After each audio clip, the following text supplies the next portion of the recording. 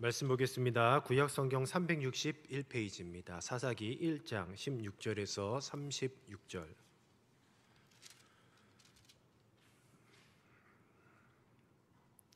사사기 1장 16절에서 36절.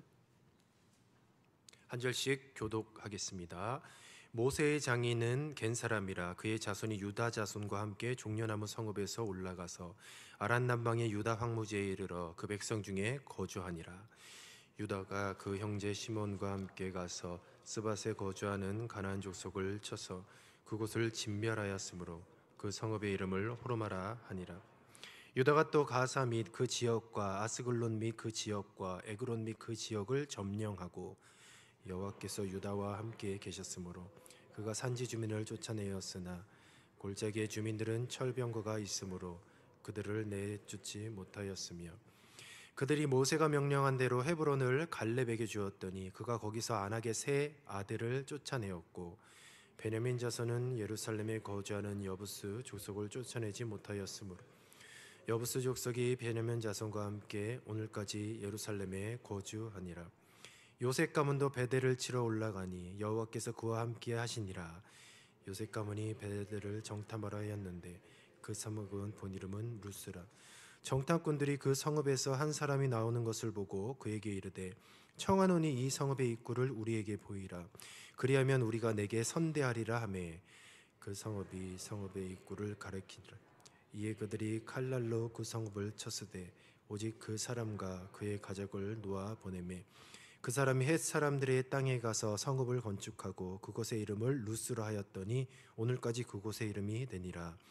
문헤세가 베스안과 그에 딸린 마을들의 주민과 다낙과 그에 딸린 마을들의 주민과 돌과 그에 딸린 마을들의 주민과 이블로함과 그에 딸린 마을들의 주민과 무기또와 그에 딸린 마을들의 주민들을 쫓아내지 못하며 가나안 족속이 결심하고 그 땅에 거주하였더니 이스라엘이 강성한 후에야 가나안 족속에게 노역을 시켰고 다 쫓아내지 아니하였더라. 에브라임이 게셀에 거주하는 가나안 족속을 쫓아내지 못하며 가나안 족속이 게셀에서 그들 중에서 거주하였더라. 스브론은 기드론 주민과 나알롤 주민을 쫓아내지 못하였으므로 가나안 족속이 그들 중에 거주하면서 노역을 하였더라. 아셀이 악고 주민과 시돈 주민과 알랍과 악십과 헬바와 아빅과 루옵 주민을 쫓아내지 못하였고 아셀 족속이 그 땅의 주민 가나안 족속 가운데 거주하였으니 이는 그들을 쫓아내지 못함이었더라. 납달리는 베스메스 주민과 베다나 주민들을 그 땅의 주민 가나안 족속 가운데 거주하였으나 베세메스와 벳아나세 주민들이 그들에게 노역을 하였더라. 아모리 족속이 단자손을 산지로 몰아넣고 골짜기에 내려오기를 용납하지 아니하였으므로 결심하고 헤레스 산과 아엘론과 사알빔에 거주하였더니 요셉의 가문의 힘이 강성하며 아모리 족속이 마침내는 노역을 하였으며 합독합니다. 아모리 족속의 경계는 아그라비 비탈의 바위부터 위쪽이었더라. 아멘.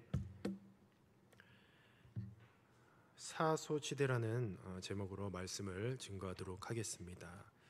오늘 이 본문 말씀은 계속해서 가나안 거민들을 쫓아내지 못하였더라라는 그런 반복되는 구절이 나오고 있습니다. 특별히 21절에서 36절까지 말씀을 보면 유다 지파 정복 기사 이후에 다른 지파들의 정복 실패 기사가 이어지고 있습니다. 우선 베냐민 지파는 여부스 족속을 몰아내지 못하고 공존합니다. 또 므낫세, 에브라임, 스불론, 아셀, 납달리 지파는 가나안 족속과 타협하여 세금을 부과하는 수준에서 멈추어 버립니다.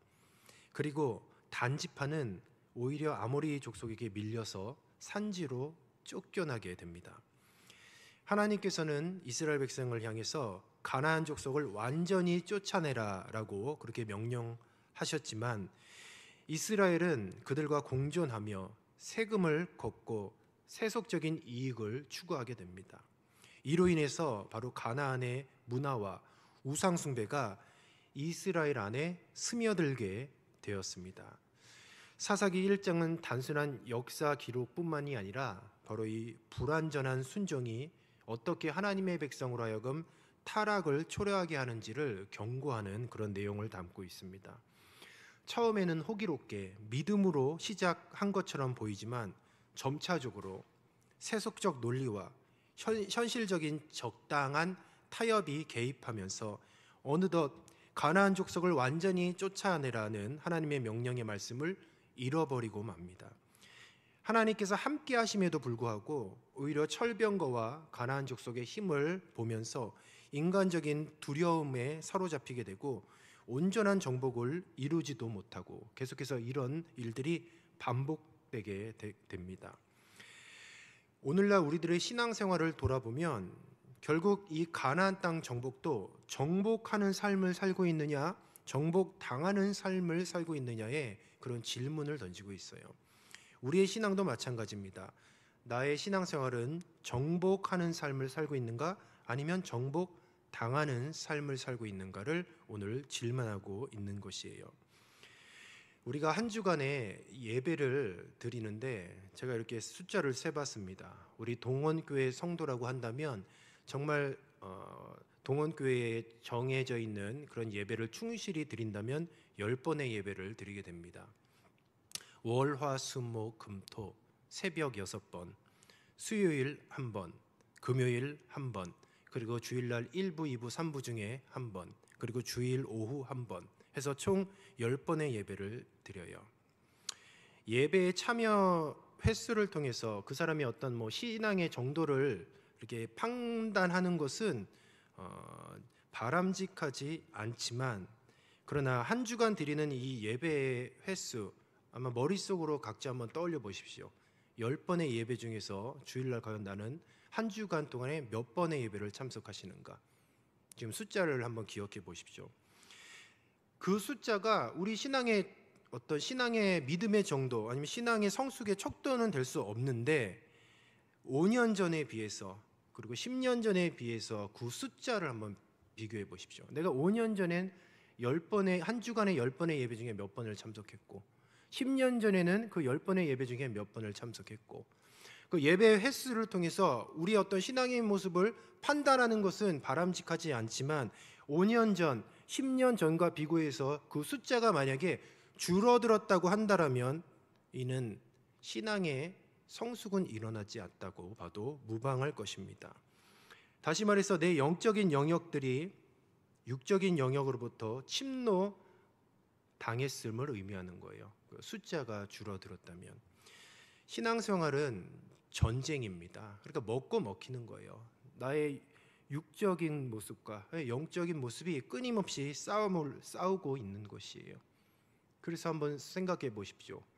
10년 전의 내 모습, 5년 전의 내 모습, 지금의 내 모습, 10번의 예배 중에서 몇 번씩 드렸는가? 몇 번 드렸까? 그리고 지금은 몇 번의 예배를 드리는가? 일주일에 한 번 예배 드린다고 한다면 좀 조심스러운 얘기지만, 그렇게 가나안 이스라엘 백성의 그 가나안 정복 시기라고 한다고 한다면 쫓아내지 못하는 신앙이라고 봅니다. 일주일에 한 번 예배 드려서 어떻게 이 치열한 영적 전쟁에서 승리할 수 있습니까? 영적 전쟁은 무엇입니까? 지금 땅 따먹기인데, 땅을 따먹느냐 아니면 빼앗기느냐의 싸움인데, 생명을 건 싸움이거든요. 근데 과연 일주일에 한 번 예배 드려? 그리고 10년 전, 5년 전, 그리고 지금과의 예배 횟수가 조금씩 점차적으로 줄어들고 있는데, 그건 성숙을 얘기할 수 없죠. 그리고 틀림없이 나의 어떤 영적인 성숙보다는 육적인 그런 내 모습, 그리고 세상과 타협하는 모습, 그리고 조금씩 육적으로 침노당하는 그런 모습이 아닐까 생각이 듭니다. 내가 타협해서 빼앗기는 이런 사소한 영적인 시간들이 과연 나의 삶에 어떠한 영향을 끼치는지를 우리가 생각해 볼 필요가 있어요. 제가 이번 화요일 날 컴패션이라는 북한 선교 사역 세미나를 참석했습니다. 컴패션이라는 단체는 앞으로 통일이 되어서 북한 전역에 200명의 어린이를 케어할 수 있는 500개의 어린이 양육센터를 짓기 위해 체계적으로 준비하고 있는 사역 단체입니다. 200명을 케어하는 센터가 500개라고 한다면 약 10만 명의 어린아이들을 케어할 수 있는 그런 센터를 짓는 것이에요.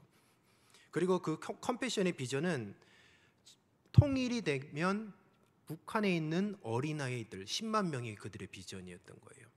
이제 그들을 하나님을 섬기는 그런 예배자로 이제 키우겠다는 거죠. 먹이고 입히고 재우고 신앙의 훈련을 시켜서 그런 센터를 500개를 짓는 그런 비전을 가지고 준비를 하고 있는 모습을 보게 되었습니다. 그런데 그 이제 발표 어느 교수님이 이렇게 발표를 하시는데 거기에 내 마음을 때리는 문구가 딱 있었어요. 그 문구의 내용은 이랬습니다. 나중에 북한 사람들을 만난다면 무엇을 했다고 말할까? 나중에 북한 사람들을 만난다면 무엇을 했다고 말할까? 그러니까 만약에 통일이 되어서 이제 북한 사람들을 만날 거 아닙니까? 그러면 동원교회는 어떤 이야기를 할 수 있을까? 이 질문을 하고 있는 것이요. 통일이 되어서 북한의 동포들에게 직접적인 도움이 되기 위해서는 그때 가서 통일이 돼서 만나서 야 우리가 도움을 줄게 이건 아니라는 거죠. 미리부터 물적 자원을 준비해야 되고 인적 자원을 준비해야 되고 기술과 노하우, 조직력 등을 준비해서 갖추어야 한다라는 것이죠. 그래서 수많은 교회들이 서로 연합하고 또 같이 교제를 하면서 그런 컴패션이라는 단체를 통해서 통일이 된 후에 북한을 어떻게 섬겨야 될지를 굉장히 구체적으로 이렇게 논의하면서 준비하는 모습을 보고 도전을 받았습니다. 하나님이 정하신 때가 되면 반드시 통일은 될 것입니다. 그런데 통일을 준비하지 않는다면 거기서 그런 얘기를 하더라고요. 만약에 그 통일을 준비하지 않는다면 북녘 땅에 있는 한 2,700만 명의 그 북녘 동포들, 북한 동포들에게 이단에게 그리고 타 종교 단체에게 다 뺏긴다는 거예요. 북한의 귀한 생명들이 그런 귀한 어린이들을 다 뺏긴다는 거예요. 왜냐하면 이단은 얼마나 열심히 통일을 준비하고 있는지 몰라요. 지금 물질을 준비하고 있고요. 건물을 센터를 지을 것을 준비하고 있고 엄청난 그런 막대한 자금을 들여서 막대한 인력을 통해서 통일만 되면 그곳에서 이제는 포교 활동을 할 수 있는 모든 만반의 준비를 갖췄다라고 그렇게 보여집니다. 이런 관점에서 보면 그러니까 지금은 준비해야 할 시기예요. 지금 준비해야 할 시기. 아무것도 안 하면 본전이 아닙니다. 미래에 반드시 마이너스가 되는 것이에요. 내가 지금 무엇을 하고 어떻게 신앙생활을 하는가에 대한 결과는 오늘로 끝나지 않아요. 단순히 하루하루의 삶에서 끝나는 것이 아니라 그 결과는 그러니까 내가 오늘 하루하루를 사는 그 결과는 반드시 미래까지 이어지게 되어 있어요. 그러니까 내 신앙의 영역이 지금 침노되고 있는가 아니면 침노를 하는가 아니면 침노를 당하는가 우리는 늘 그 문제를 안고 살고 있는 것이에요. 따라서 신앙의 사소한 것 하나하나가 나중에는 너무나 큰 결과를 초래한다는 거예요. 아까도 얘기했지만 우리가 일주일에 예배 10번 드린다고 했잖아요. 뭔 숫자를 그렇게 세느냐 하는데 숫자도 중요하다는 거죠. 우리가 새벽 예배 하루 쉬면 어때? 수요일 빠져도 되지. 주일날 한 번 예배 나오면 되지. 이러면서 계속 예배 횟수가 줄어든다고 한다면 우리는 아무런 준비도 못하게 돼요. 주님이 우리에게 통일을 주실 수도 있어요. 또 부흥을 주실 수도 있습니다. 그런데 예배 횟수가 줄어요.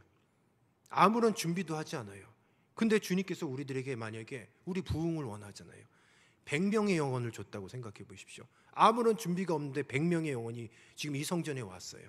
그들을 케어할 수 있고 그들을 지도할 수 있고 그들을 잘 양육할 수 있는 과연 우리 각자의 그릇이 되었는지를 살펴보자는 거죠. 주님께서 1000명을 주시고 10,000명을 주시면 뭐합니까? 준비가 안 되면 끝이에요. 준비가 돼야 우리가 그릇이 돼야 그만큼 귀한 생명을 담을 수 있을 줄로 믿습니다. 그렇다면 우리가 오늘 하루하루를 대충 그럭저럭 사는 것은 결국은 우리의 그릇을 만들지 않는 것이죠. 결과는 뻔하다는 것이에요. 신명기 7장 1절에서 2절을 우리가 같이 한번 읽어보도록 하겠습니다. 같이 읽어볼게요.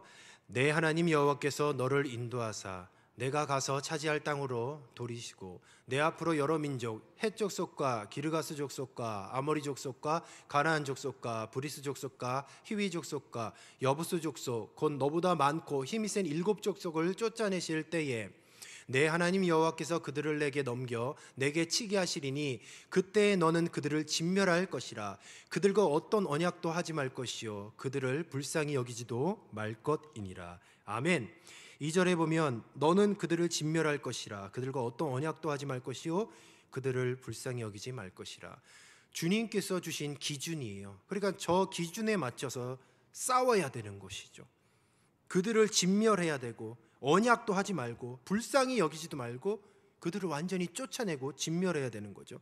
그 기준에 맞춰서 하루하루 치열하게 싸우는 것, 바로 그것이 준비된 삶이라는 거예요.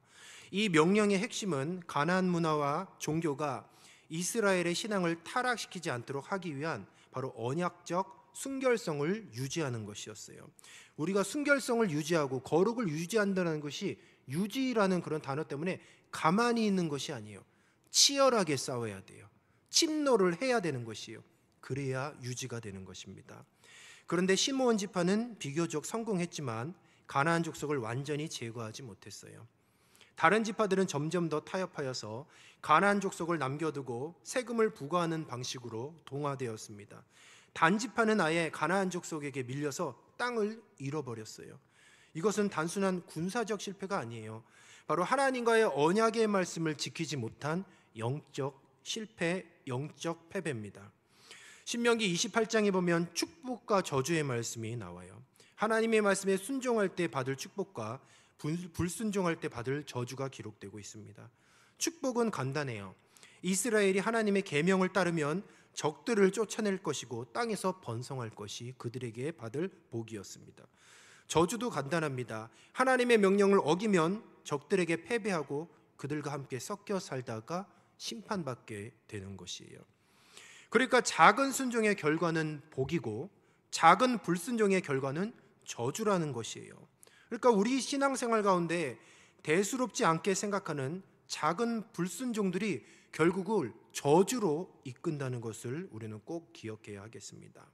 작은 불순종의 결과가 그러니까 우리들의 삶에, 우리들의 미래에 엄청나게 큰 영향을 미친다는 거예요.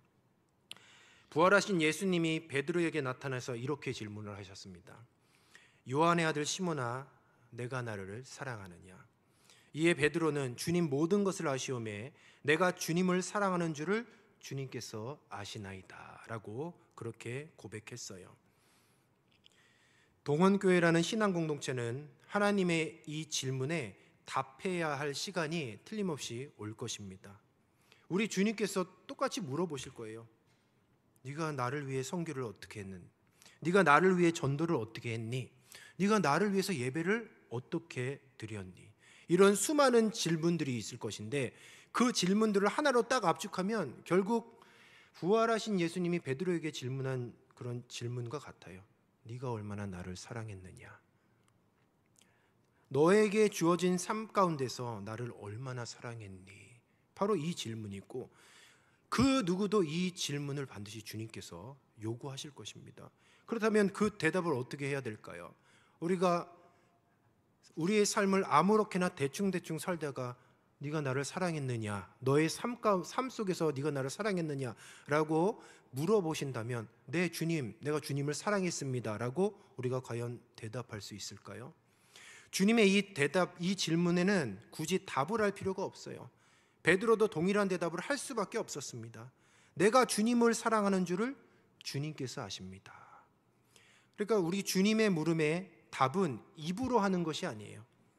그 질문을 받기 전까지 살아왔던 삶으로 이미 각자에게 답이 주어져 있더라는 거죠. 오늘 주님께서 저와 여러분에게 네가 나를 사랑했느냐라고 그런 질문을 한다면 입으로 대답하는 것이 아니라 우리가 주님께서 그 질문을 할 때까지 우리의 삶이 답을 해준다는 거예요. 왜냐하면 우리 주님께서는 우리가 어떠한 삶을 살았는지 이미 아시기 때문이라는 거죠. 그래서 예수님도 미리 우리가 그런 질문을 할 수 있잖아요. 그렇다면 예수님은 나를 정말 사랑했습니까? 이런 질문을 바꿔서 할 수 있잖아요. 근데 예수님은 답을 하지 않으셨어요. 예수님 정말 나를 사랑하십니까? 그리고 우리가 반대로 질문한다면 예수님은 이미 삶으로 대답하셨어요. 십자가에 죽기까지 나를 사랑해 주셨습니다. 우리도 이렇게 삶으로 답해야 한다는 것이죠. 예수님을 사랑한다는 것, 그리고 사랑한다고 삶으로 답하는 것이 무엇일까 생각해 본다면 결국 매 순간 하나님의 말씀을 지켜 행하는 것이 그분을 사랑하는 것인 줄로 믿습니다. 그러니까 우리는 날마다 삶을 통해서 주님을 사랑한다고 언약의 말씀을 붙잡고 그 말씀에 순종하는 삶이 결국은 그 삶이 예수님의 질문에 답을 해 준다라는 것이죠. 소탐대실이라는 그런 단어 뜻이 있어요. 작은 것을 탐내다가 큰 것을 잃는다는 뜻의 사자성어입니다. 그런데 이것을 영적인 관점에서 보면 육신의 작은 이익 때문에 영적인 보물들을 잃어버리는 것과 같은 것이에요. 우리가 정말 주님을 사랑하고 날마다 기도한다면 얼마나 주님과의 그런 친밀한 교제를 나눌 수 있고 얼마나 주님과 친해지겠습니까? 예배를 삼아한다고 하면 얼마나 그 예배를 통하여서 우리 주님께서 영광 받아주시고 우리들의 삶의 복으로 나뉘어 주시겠습니까? 그런데 우리의 개인적인 스케줄 때문에 그리고 여러 가지 귀찮은 것 때문에 그리고 여러 가지 이유와 핑계 때문에 예배의 자리, 봉사의 자리, 충성의 자리를 조금씩 없애버린다는 거죠. 그러니까 나 조금 육신적으로 편하고자 해서 영적인 커다란 것을 잃어버리게 돼요. 육신의 작은 이익 때문에 영적인 보물들을 잃어버리는 삶을 산다는 것이죠. 소탐대실에 반대되는 그런 사자성어가 있어요. 바로 사소치대라는 뜻이에요. 바로 작은 것을 버려서 큰 것을 얻는다라는 뜻을 갖고 있습니다. 품격 있게 살다 보면 하찮은 것을 잃기도 하지만 어느덧 신뢰가 쌓여가며 알게 모르게 주변이 환해진다라는 그런 뜻을 가지고 있다고 합니다. 지금 내가 순종하는 사소한 것들 하나하나가 미래에 엄청난 영적인 열매를 맺게 된다라는 것이에요. 19절에 보니까 철병거가 있으므로 그들을 쫓아내지 못하였으며 라고 말씀하고 있어요. 이스라엘 백성이 그 가나안 민족의 철병거 때문에 그 철병거가 무서워서 쫓아내지 못했다 그러는 거죠. 우리들이 주님께 하는 그런 핑계와도 참 유사한 것 같아요. 때로는 인생의 두려움이 있어요. 그러니까 하나님보다 삶이 더 두렵고 세상이 더 두렵고 여러 가지 상황이 더 두려워요. 하나님을 신뢰하지 못해요. 철병거를 두려워하는 것이죠. 그렇기 때문에 그들을 쫓아내지 못하였던 것이에요. 결국 이스라엘은 그 인생을 그렇게 답했습니다. 두렵다고 쫓아내지 못하고 또 이익을 추구하기 위해서 노역을 시켜서 쫓아내지 못하고 이것 때문에 쫓아내지 못하고 저것 때문에 쫓아내지 못하고 육적인 정욕과 안목의 정욕과 이생의 자랑을 추구하다가 결국 영적인 것들을 계속해서 상실하고 있는 것이에요. 작은 것을 계속해서 놓치다 보니까 나중에 결국은 결정적일 때 완전히 망가져 있는 신앙의 상태를 보게 되는 것이죠. 육신의 사소한 것 때문에 엄청난 영적 손실이 발생하고 결국 신앙의 파산을 이루게 된다는 거예요. 로마서 8장 5절에서 6절 말씀에 보면 육신을 따르는 자는 육신의 일을 영을 따르는 자는 영의 일을 생각하나니 육신의 생각은 사망이요 영의 생각은 생명과 평안이니라. 너희가 육신대로 살면 반드시 죽을 것이로되 영으로서 몸의 행실을 죽이면 살리라 라고 말씀하고 있습니다. 영으로서 몸의 행실을 죽이는 삶, 당장은 손해보는 것 같으나 영을 따라 육신의 가난한 거민을 쫓아내는 삶을 산다면 반드시 그 인생의 끝은 생명과 평안으로 충만한 결과를 맞게 될 줄로 믿습니다. 교회 행사 때문에 식당을 예약하러 갔었습니다. 100명의 식사를 100명의 식사를 예약하기 위해 식당에 예약을 하러 갔어요. 보통 100명이면 그 액수가 크잖아요. 그래서 저는 주인이 버선발로 뛰어나와서 아이고 하면서 이렇게 왕대접을 해줄 줄 알았는데 뜻밖의 푸대접을 받아서 매우 당황스러웠습니다. 거기서 책임자라는 사람이 나왔어요. 그래서 이런 얘기를 하는 거예요. 그 시간에 혹시 식사를 100명이 할 수 있느냐라고 물었더니 뚝배기가 부족하대요. 뚝배기가. 그릇이 부족하다는 거죠. 그리고 또 한 가지 이유는 직원들이 힘들대요. 그리고 그 시간은 안 되겠대요. 세 가지 이유를 대는 거죠. 저는 그 책임자라는 분의 그 얘기를 듣고 좀 화가 났습니다. 그러면서 속으로 사장님한테 얘기해야 되는데 사장님을 찾아서 사장님. 근데 사장님은 안 계셨어요. 그 자리에. 그런 자세로 손님을 놓치면 당장은 그렇게 큰 손해는 아닐 수도 있어요. 그러나 그 자세로 일관하면 시간이 지나면 그 가게의 평판은 나빠지고 엄청난 손실을 초래하게 될 것입니다. 그래서 생각한 것이 분명히 그 책임자는 주인의식이 부족하구나. 네, 그 생각을 했습니다. 그래서 약간 마음이 상하기는 했는데 그냥 안타까웠죠. 사장의 마음으로 손님을 한 사람이라도 더 받겠다는 그런 정신이 없었던 것이죠. 만약에 사장님이 거기에 계셨으면 어떻겠습니까? 그럼 뚝배기 사서라도 손님 받았겠죠. 돈을 벌어야 되는데. 그런데 그 직원분은 힘들었던 거죠. 100명이면 인원이 적은 인원이 아니잖아요. 그리고 뚝배기는 또 어디서 사고 뭐 여러 가지 준비해야 될 것들이 있었던 것 같아요.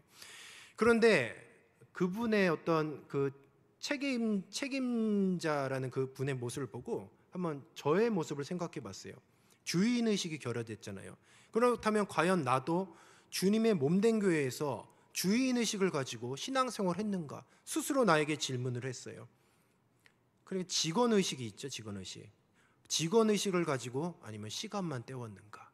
주님이 나에게 24시간의 귀한 하루를 주셨는데 24시간의 하루 가운데 과연 내가 이 사역의 현장에서 주인의식을 가지고 했냐? 아니면 적당히 시간만 때우고 그냥 사례비만 따박따박 타먹고 그냥 편안하게 적당히 하려고 하는 그런 사역자였는지를 돌아보았다는 거죠. 나는 구원 받았으니까 적당히 신앙생활 하다가 천국 가면 되겠지. 이것은 직원의식 같아요. 직원의식. 그런 의식을 가지고 있으면 교회가 어떻게 되든 상관없어요. 사랑방 식구가 뭐 장기 결석해도 그렇게 상관없어요. 믿음의 다음 세대가 없어져도 별로 상관없어요. 아무 관심도 없습니다. 그냥 책임 점검만 하면 돼요. 교회에 부흥이 되지 않고 믿음의 다음 세대가 보이지 않으면 뭐 목사님 탓이고 장로님 탓이고 우리 뭐 직분자 임직자 탓이고 그 탓만 하는 것이죠. 결국 나 스스로에게 주인의식을 가졌는가? 그런 질문을 하게 됐다라는 것이죠. 아무런 관심도 없습니다. 그냥 책임 점검만 해요. 직원의식을 가지고 있는 것이죠.